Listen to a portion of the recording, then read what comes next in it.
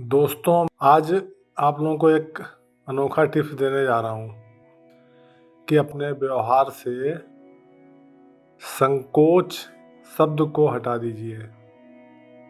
अब मैं इसको थोड़ा सा डिटेल में समझाने की कोशिश करता हूँ कि कई बार ऐसी समस्याएं खड़ी हो जाती हैं कि हम लोग चारों ओर से घिर जाते हैं, फिर कोई रास्ता नहीं सूझता। जब कोई भी रास्ता तो आदमी पलायन करने की सोचता है कि लाओ, दिमाग में ऐसे विचार भी आते हैं कि ला लूँ, साइड कर लूँ, और बहुत से लोग कर भी लेते हैं। पर मेरी नज़र में ये थोड़ा सा उनकी अज्ञानता होती है, और अज्ञानता ये होती है कि वो लोगों से मदद मांगने में संकोच करते हैं। अभी पिछले दिनों बाबा का ढाबा एक वीडियो बनाया था किसी व्यक्ति ने, और तमाम अनजान लोगों ने उसकी मदद करी। 2 दिन में 3 दिन में 20 लाख रुपए इकट्ठा हो गए। तो अगर समाज में आप संकोच को छोड़कर लोगों से अपनी वास्तविक स्थिति बताएंगे कि मेरी ये प्रॉब्लम है, अगर आपकी प्रॉब्लम जेन्युइन हुई तो तमाम लोग मदद करने वाले हैं। लेकिन व्यक्ति संकोच करता है कि यदि मैं अपनी परेशानियां दूसरों को बताऊंगा तो मेरी इमेज खराब हो जाएगी, लोग मुझे गलत दृष्टि से देखेंगे कि अरे इनकी आर्थिक स्थिति इतनी खराब है, तो जैसे कि कोई इन्होंने पाप कर दिया है। तो दोस्तों, थोड़ा सा गीता का यहाँ पर जिक्र करना जरूरी है कि पांडवों को कितने साल जंगल में व्यतीत करने पड़े, लेकिन आखिर में उनकी जीत हुई। श्री राम का राज तिलक होने वाला था, और अपने पिताजी ने जो वचन दिए थे अपनी पत्नी को, उसका मान रखने के लिए उन्होंने जंगल जाना, 14 साल का वनवास स्वीकार कर लिया। और सोचिए 14 साल उनके संग क्या क्या बीती है, ये तो सब आप लोग जानते ही होंगे। और फिर अंत में उनकी जीत हुई, और आज वो पूजे जाते हैं सिर्फ इसीलिए कि विपरीत परिस्थितियों को उन्होंने स्वीकार किया और संघर्ष किया, और उसके बाद विजय प्राप्त करी। और उनके इस संघर्ष में जटायु ने, हनुमान जी ने और तमाम अन्य प्राणियों ने, मनुष्यों ने उनकी मदद करी। अब इस जगह पर अगर वो संकोच कर लेते जंगल में और किसी की मदद नहीं मांगते, मदद नहीं लेते, जबकि वो भगवान विष्णु थे, विष्णु के अवतार थे, मदद नहीं लेते, तो शायद उनकी जीत ना होती, क्योंकि रावण बहुत बलशाली था।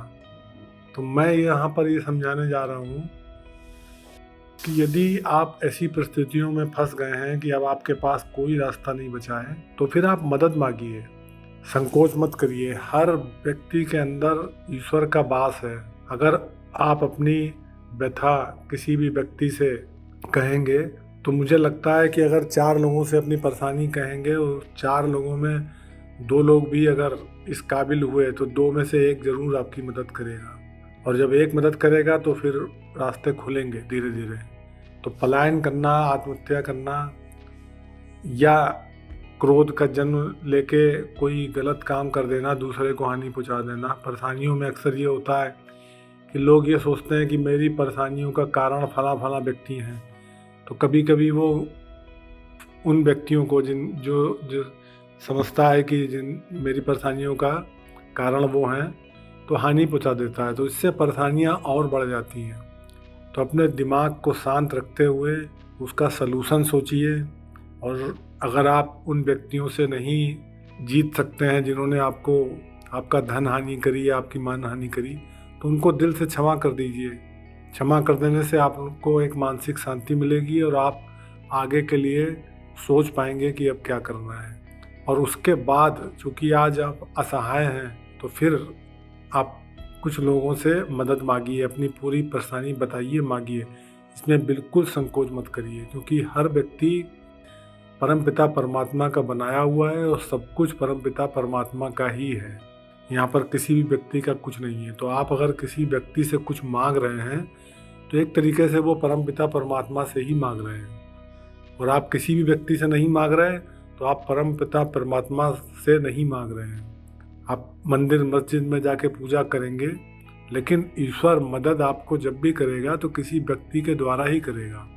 और व्यक्तियों से आप मदद मांगने को तैयार नहीं है, क्योंकि आपकी इंसल्ट हो जाएगी।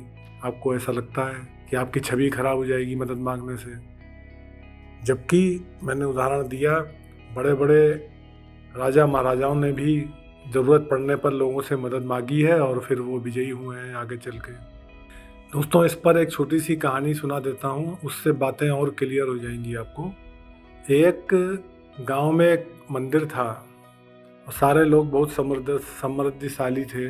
मंदिर में पुजारी था जो भगवान की आरती और भगवान की देखभाल करता था और मंदिर की सफाई करता था। एक बार उस गांव में बहुत जोरों की वर्षा हुई और बाढ़ आ गई। पास का बांध टूट गया। तो पानी जब गांव में घुसने लगा तो गांव के प्रधान ने सबसे कहा कि गांव को खाली करिए और ऊंचे स्थान पर चलेंगे शहर की तरफ। और गांव के प्रधान ने बसें और ट्रक लगवा दिए कि सब लोग खाली करिए। लोग खाली करने लगे। तो प्रधान ने जो है उन ज्योतिषी से कहा, जो पंडित थे वहाँ के और मंदिर के, उनसे कहा पुजारी जी से कि चलिए आप भी चलिए। तो पुजारी ने कहा, नहीं, मैं किसी की मदद नहीं लेता। मैं शुरू से लोगों को बताता आया हूँ कि ईश्वर ही सबकी मदद करता है, मैं तो उसी से मदद लेता हूँ। और चूँकि मैंने इतने साल ईश्वर की पूजा करी है, ईश्वर को मंदिर की देखभाल करी है, तो ईश्वर ही मेरी मदद करेगा। तो वो किसी भी गाड़ी में बैठ के वो गांव छोड़ने को तैयार नहीं हुआ। धीरे धीरे पूरा गांव खाली हो गया और पानी बढ़ने लगा। पानी बढ़ते बढ़ते मंदिर में आया तो वो पुजारी मंदिर की छत पे जाके बैठ गया। थोड़ी देर में सेना के लोग नाव लेके आए और मंदिर के पुजारी से बोले कि आइए नाव में बैठिए, क्योंकि पानी बराबर बढ़ रहा है। तो फिर नाव वालों से उस पुजारी ने कहा कि ऐसा है कि मैं ईश्वर पे बहुत भरोसा रखता हूँ, ईश्वर ही सबकी मदद करता है, वो ही मेरी मदद करेगा और बाढ़ का पानी कम होगा और मैं नाव में नहीं बैठूंगा, मैं इंसानों की मदद नहीं ले सकता। ऐसा कह के उसने उस नाव में बैठना ठुकरा दिया। तो मजबूर होकर सेना वाले नाव लेके चले गए। पानी और बढ़ता गया तो वो गुंबज पे बैठ गया जाके एकदम टॉप पर। लेकिन धीरे धीरे पानी वहाँ भी जब बढ़ा तो फिर एक हेलीकॉप्टर आया सेना का। हेलीकॉप्टर वाले रस्सी से नीचे आए और उस पुजारी से कहा कि आइए रस्सी पकड़िए, ऊपर आइए, वरना आप डूब जाएंगे, आपकी मृत्यु हो जाएगी। तो उसने कहा, नहीं, मैं ईश्वर की पूजा करता हूँ, हमेशा ईश्वर से मांगा है, ईश्वर ने हमेशा मेरी मदद करी है और अभी भी ईश्वर मेरी मदद करेंगे, पानी उतरेगा और मैं किसी इंसान की मदद नहीं ले लूँगा। ऐसा कह के उस पुजारी ने उस सेना के हेलीकॉप्टर की भी मदद नहीं ली।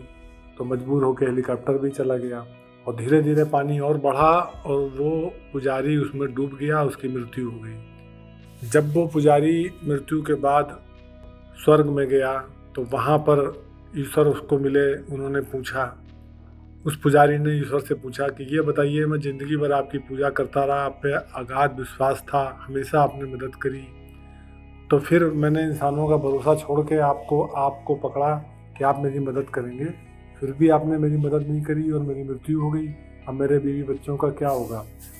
तो ईश्वर ने कहा कि जो सबसे पहले प्रधान ने तुमसे कहा था कि गांव खाली कर दो, तो उस प्रधान के द्वारा मैं ही बोल रहा था, लेकिन तुमने उस प्रधान की बात नहीं मानी।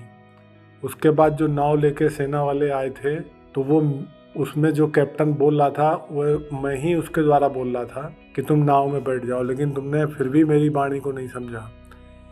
फिर जो लास्ट में हेलीकॉप्टर आया और हेलीकॉप्टर से रस्सी फेंकी तो हेलीकॉप्टर का जो कैप्टन था उसके द्वारा मैं ही बोल रहा था कि तुम रस्सी पकड़ लो, फिर भी तुमने नहीं रस्सी पकड़ी।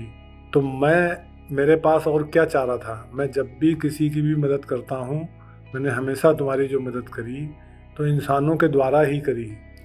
इस भौतिक शरीर में जब तक आत्मा रहेगी, उसको जब भी मदद की ज़रूरत होगी तो हमेशा अच्छे व्यक्ति ही मदद करेंगे, लेकिन आपको उन लोगों से, अच्छे व्यक्तियों को ढूंढकर उनसे मदद मांगनी पड़ेगी, अपनी बात कहनी पड़ेगी। अगर आप बीमार हैं तो डॉक्टर के पास जाके डॉक्टर को अपनी दवा पूछनी पड़ेगी, तभी डॉक्टर आपको दवा देगा। वरना आप बीमार हैं और आप डॉक्टर के पास जाने को तैयार नहीं हैं और ईश्वर ही मुझे ठीक कर देगा, तो फिर ऐसा संभव नहीं है। उस डॉक्टर को जो भी ज्ञान है, जो भी औषधियाँ हैं, सब मैंने ही बनाई है, ऐसा ईश्वर ने कहा। तो आपने मनुष्यों में मेरा रूप नहीं देखा, आप केवल मूर्तियों में मेरा रूप देखते रहे। तो मनुष्यों में भी मेरा रूप देखिए और अच्छे मनुष्यों में मेरा ही रूप होता है, मेरी ही वाणी होती है। अच्छे मनुष्यों का राय मानिए, उनसे अपनी समस्याओं को जिक्र करिए, इसमें संकोच बिल्कुल मत करिए। तो दोस्तों, इस कहानी से और मेरे इस वीडियो से आप लोग को समझ में आया होगा कि संकोच नहीं करना चाहिए परेशानी के समय, और मदद मांगनी चाहिए। रो के भी मांगनी चाहिए, गिड़गिड़ा के मांगनी चाहिए, पैर छू के मांगनी चाहिए, हर तरीके से मदद मांगनी चाहिए और निश्चित मदद मिलेगी आपको और आप लोग को नए रास्ते मिलेंगे। लेकिन अगर आप मदद नहीं मांगेंगे संकोच बस, तो फिर आप आसानी में फंस जाएंगे।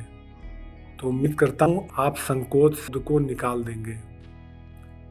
वही व्यक्ति दूसरों से नहीं मांगता है, ऐसा मेरा पर्सनल अनुभव है, जिसने कभी किसी की मदद ना करी हो। अगर आपने कभी भी किसी की मदद करी है तो जब आप परेशानी में फंसिए तो फिर आपको भी हक है कि आप दूसरों की मदद मांगें। धन्यवाद दोस्तों।